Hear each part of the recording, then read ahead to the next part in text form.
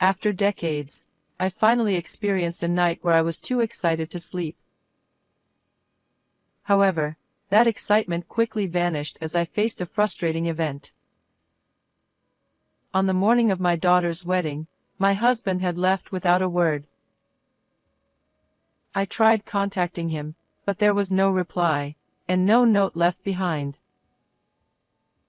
I clearly remember seeing him preparing last night. Knowing how indifferent he's always been towards household chores and childcare, I felt more anger and confusion than worry. How could he not care about celebrating this special day with our daughter? Suppressing the anger that was boiling up inside me, I told myself I had to go, at least, and began getting ready before leaving the house. Good morning. Wait, what's wrong, Mom? There's no what's wrong about it. I can't get in touch with your father. I didn't want to take it out on her, but my tone became harsher than I intended. The anger reignited, and I called my husband again in a fit of frustration. The phone rang endlessly, longer than I had ever experienced in my life. As I counted the rings, 3, 4 times, my anger grew with each one. But I wasn't about to hang up. Finally, on the 8th ring, he picked up. What is it? With just those words, my anger reached its peak. What do you mean, what is it? Where are you? I'm at work. A last-minute business trip came up, and I had to rush out. Besides, I'm not interrupting anything, am I? Are you kidding me? Just as I was about to raise my voice, I noticed Patricia making a surprising face and signaling to me. With narrowed eyes, she gestured, mouthing the words, "You can hang up now." Confused, I followed her suggestion and ended the call without saying another word. What's going on? Do you know something? Hee, it's a surprise.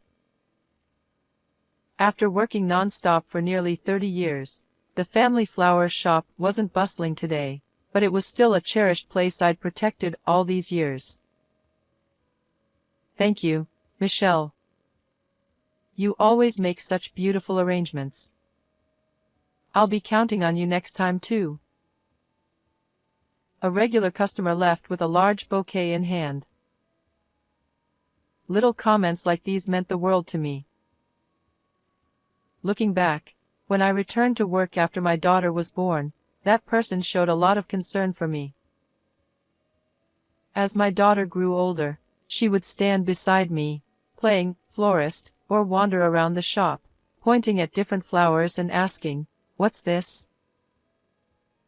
Now, my daughter has grown up, and is a full-fledged adult. The days when I raised her with the help of my parents feel like just yesterday. Time flies, as they say. On the other hand, my husband's attitude never changed, not before our daughter was born, and not now.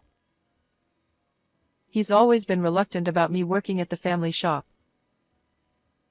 Perhaps his pride stems from being an employee of a world-famous car manufacturer in America. He constantly uses that to justify his aloofness, and there's no way to reason with him. He's now an executive, and I'm sure his achievements are impressive, but in his private life, he's a complete failure. We've clashed many times in the past, but eventually, I stopped expecting anything from him. After all, he's still the primary breadwinner, and he's done a lot to support our family. But something suspicious has been going on. He's been taking a lot of business trips lately. When the weekend approaches, he always says, "I have to go here and there," and leaves for overnight trips. I have a good idea of what's really behind these trips, but I haven't confronted him about it. At this point, though, I can't ignore my inner voice asking, so what? I lost any lingering affection for him long ago. Even if he's out playing around somewhere, the thought doesn't hurt me anymore. Given all this, it's no surprise that Patricia, who grew up watching her workaholic father, doesn't feel close to him. She once told me that her feelings about him were similar to mine. One day, Patricia told me, "I'm bringing my boyfriend over soon," and I felt my heart race. She was finally getting married. I'd heard about him before, and I had a general idea of what kind of person he was. I hadn't met him yet, so I couldn't be sure, but from what I'd heard, he seemed like a decent guy.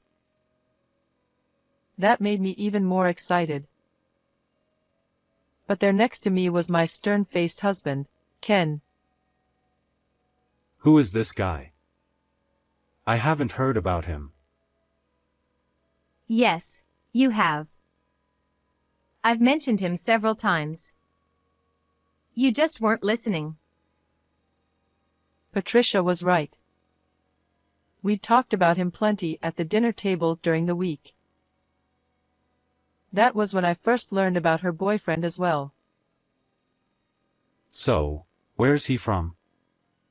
What does he do for work? I knew the answers to those questions already because I had been paying attention to her. On the day of the meeting.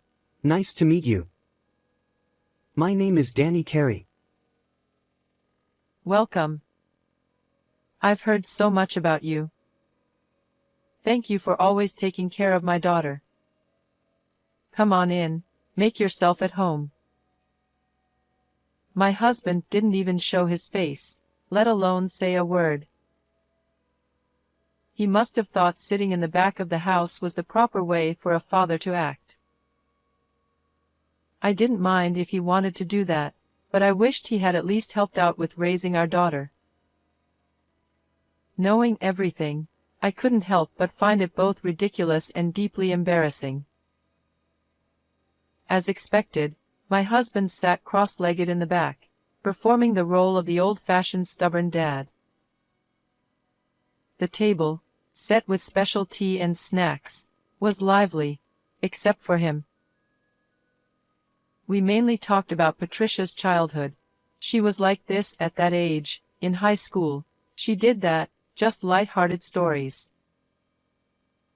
Patricia's face remained flushed the entire time. As for Danny, he seemed just as decent as Patricia had described, and made a great impression. After a while, my husband finally spoke up. What do you do for work? I work for an IT company. It's not a big-name firm or anything. What's your income? He's stable enough to live on his own already. He said he didn't want to burden Mom. The moment he heard that, my husband's face, seated next to me, visibly changed.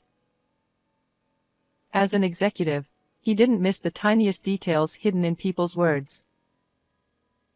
He didn't want to burden Mom. Does that mean he was raised by a single parent? Hey, that's rude. No, it's okay. It's true. Well, that says a lot about where you come from. Are you sure about this? I nearly fainted at the sheer rudeness of his words. I hadn't intended to criticize him for playing the stubborn dad. But after hearing those words, there was no way I could stay silent. I stood up, driven by impulse, and shouted in a voice even I didn't recognize. How could you say such a thing? That's beyond inappropriate. Even my husband seemed taken aback for a moment, but he quickly regained his usual stern demeanor and had the audacity to retort. But it's true. Has he even had a proper education? Enough. Apologize to Danny. My husband has always been like that. He's a firm believer in academic elitism, and that's why he still looks down on me for not going to college. The fact that I took over the family flower shop was never the real issue. He likely stopped trying to see any value in me a long time ago. I could only imagine what Danny felt, having his past dug up like that. But when I turned to look at him after saying my piece, I was surprised to find that he was calm, even concerned about me. How could this be? I wondered as the anger momentarily subsided, and then he spoke up. It's all right. Thank you for standing up for me. Oddly enough, his words didn't carry any trace of hesitation or reproach. I knew I shouldn't have brought him over while Dad was here.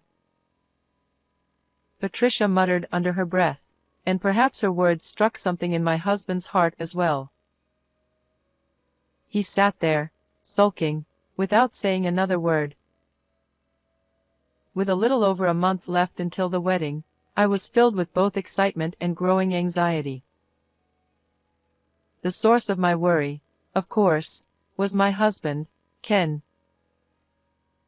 Since then, Danny had come over a few times to help Patricia prepare for the wedding, but my husband refused to open up or even show his face. Instead, he continued to grumble when our daughter wasn't around. What exactly is he so dissatisfied with? He's pleasant, has a straightforward personality, and leads a stable life. His academic background isn't bad either.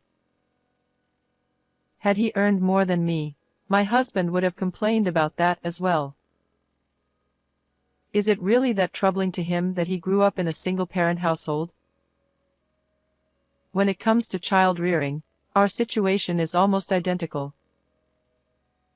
I just wanted him to avoid causing any trouble until the ceremony concluded peacefully.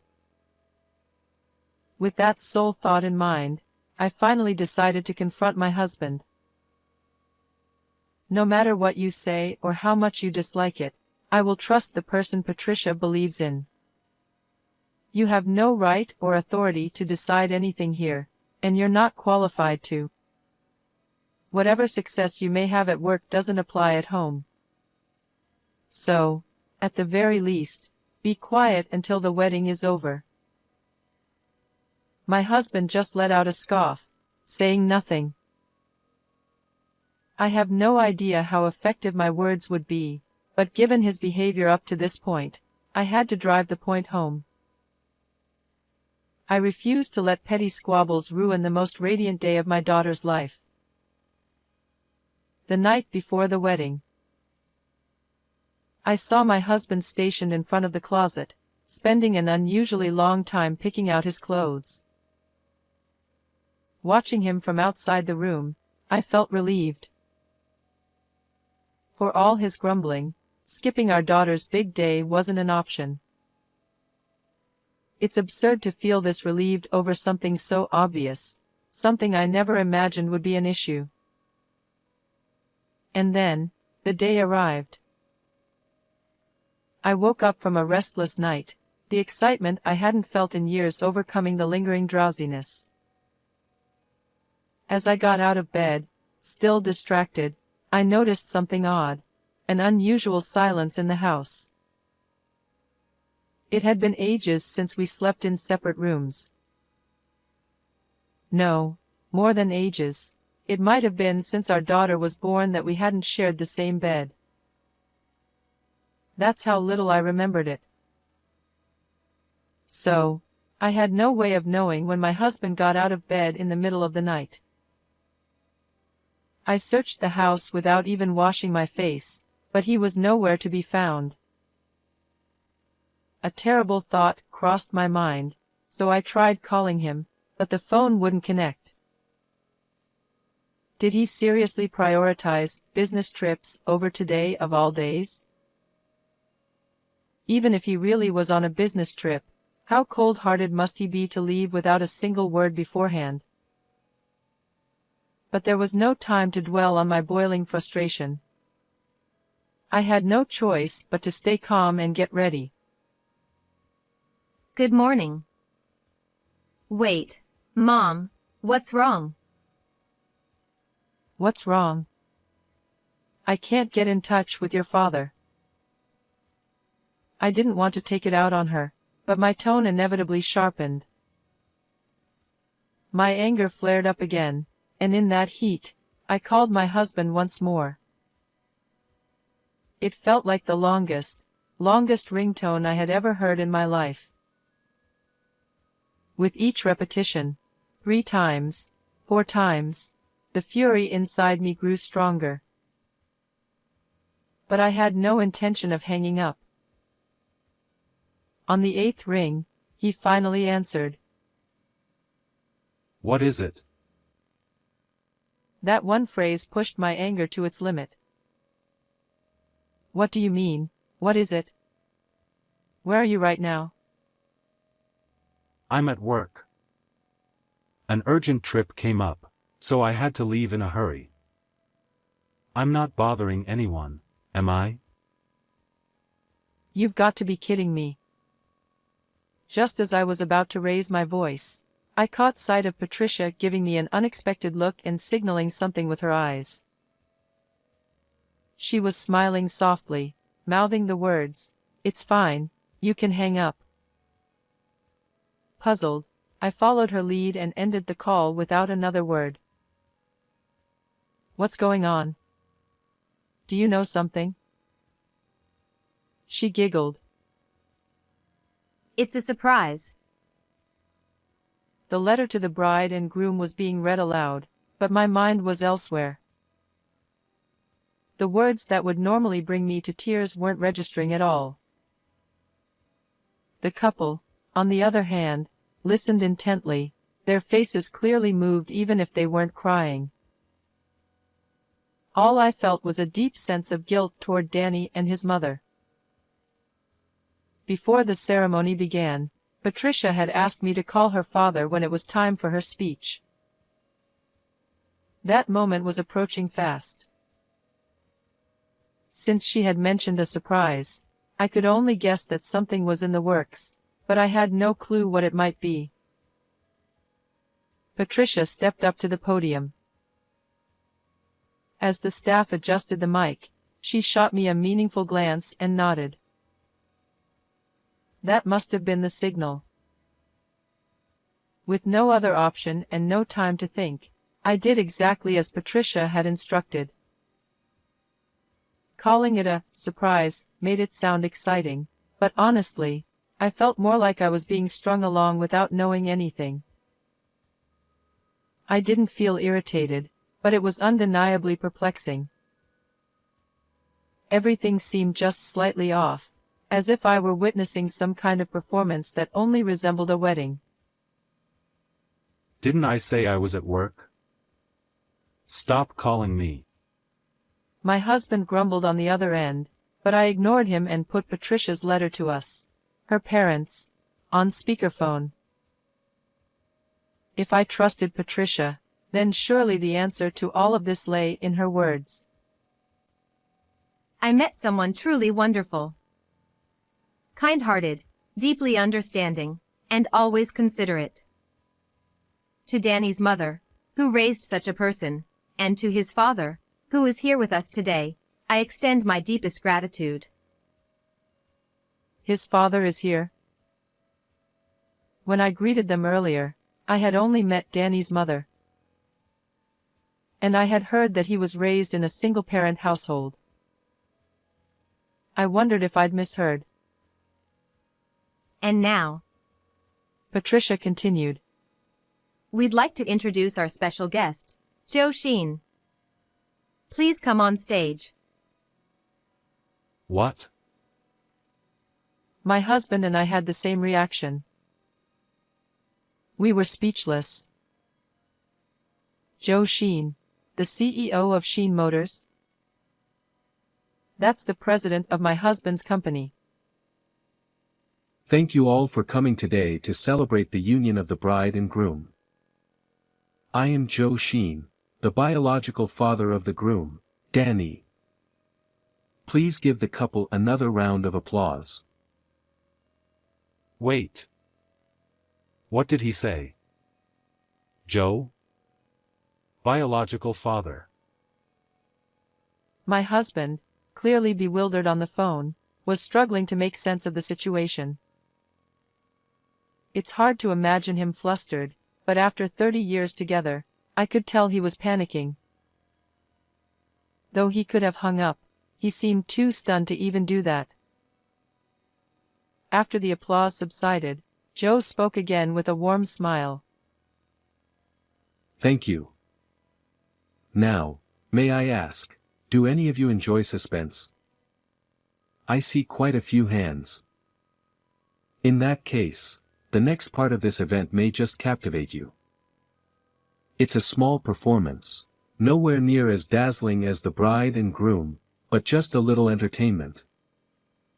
Ms. Michelle, could you kindly bring me that phone? My name suddenly came up. With the entire room watching in breathless silence, I hurriedly made my way to the stage. Thank you for all you've done for my husband. Should I hand over the phone while it's still connected to him?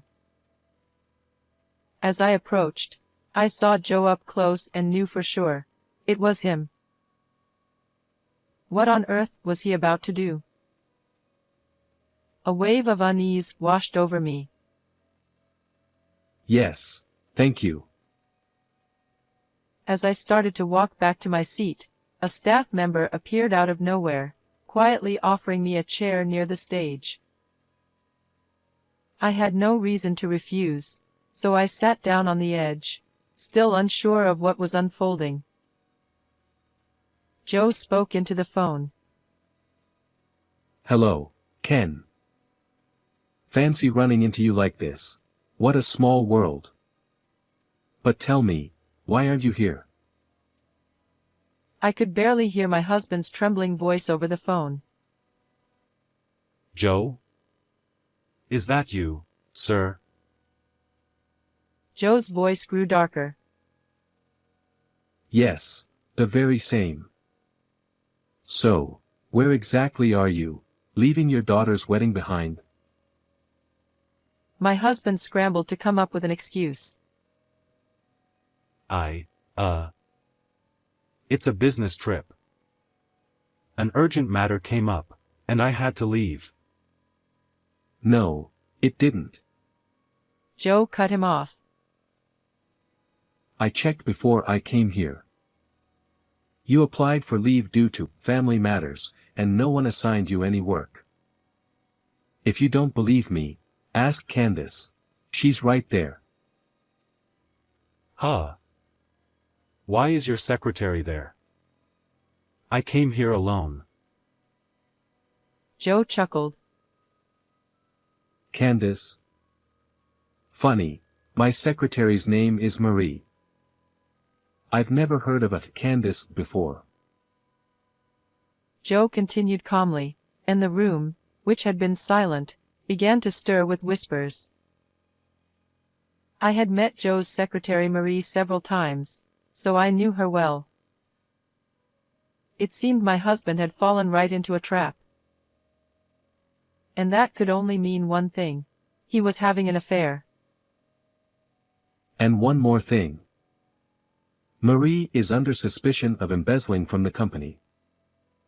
I doubt it concerns you, but if you happen to see her, please pass it along. Wait, boss. This is a misunderstanding. I'm not having an affair, and I've never touched the company's money. A faint sob escaped him. Could he really have gone so far as to commit a crime? A seed of doubt began to take root, though there was no way to confirm it at the moment. Oh, I'm sure you'll deny it all you want. But, truth be told, none of that matters. The real issue here is that you insulted my son. Your daughter told me all about it. As a man, as a father, And as a human being, you're a complete failure. That was the final blow. Watching Joe's retreating figure, I quietly realized it was all over. I'm sorry for keeping quiet, Mom. I just needed to catch him off guard at the right moment and push for a breakup. That night, after the ceremony, my daughter finally revealed the truth. She had learned about her father's misdeeds long before, back when she and Danny first got engaged. The entire wedding drama had been part of a grand plan orchestrated by Patricia, Danny, and Joe. Their goal? To publicly expose her father's affair and criminal activities and push me to decide on a divorce. First, there was his relationship with Joe's secretary, Marie. His frequent weekend business trips were all to see her. Though surprising, the fact that he was often away wasn't too much of a shock, as I had long suspected something was amiss. What hurt more was the embezzlement. This was a serious crime. According to Joe, there was already an ongoing criminal investigation, and my husband was the prime suspect. Marie had not only been his lover but had also helped him in his crimes. Mom, I want you to live more freely. You've always acted like you hated the flower shop, and meanwhile, Dad was off doing whatever he pleased. It's absurd. So now, you should do what you love. I'm married now, after all. If you put it that way.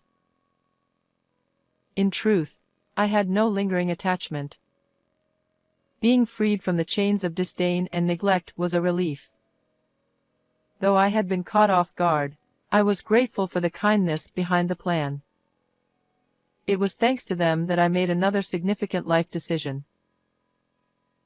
Mom, where should I put this pot? Over there. Just leave it in front of the shelf, and I'll take care of it later. Though my daughter had seemed fully independent after her marriage, a few months later, she quit her job, calling it her post-wedding resignation, and asked to help out at the family flower shop.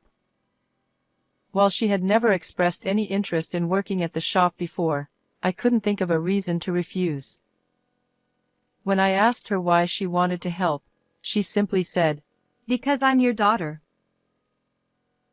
When I had decided to take over the shop all those years ago, I can't remember exactly what I said to convince myself. But I vaguely recall saying something similar. And just like that, I was swayed by my daughter's simple words. Now, I work with her as her boss, mentor, and mother. I've embraced the changes in my life, thriving and pouring my energy into work.